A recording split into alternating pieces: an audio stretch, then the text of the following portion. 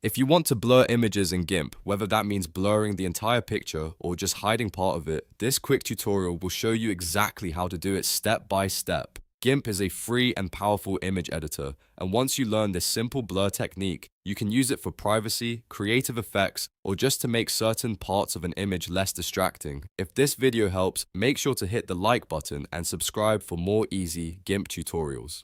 Alright, let's jump right in. First, open GIMP on your computer and load the image you want to edit. Go to File, then click Open and choose your image from your folders. Once the image is open, you're ready to blur either the whole image or just a selected section, depending on what you need. Let's start with the easiest method, blurring the entire image. With your image open, go up to the top menu and click Filters. Then move to Blur and select Gaussian Blur.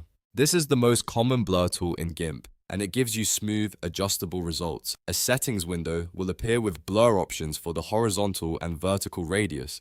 The higher the radius, the stronger the blur effect will be. If you want a light blur, keep the number low. If you want to hide more detail, increase the values until the image looks the way you want. After adjusting the blur radius, click OK, and GIMP will apply the effect to the full image.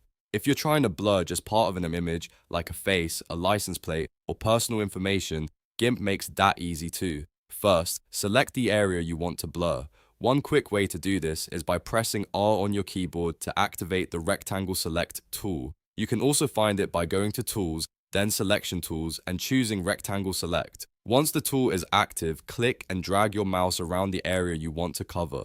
After the selection is made, go back to Filters, then Blur, and choose Gaussian Blur again.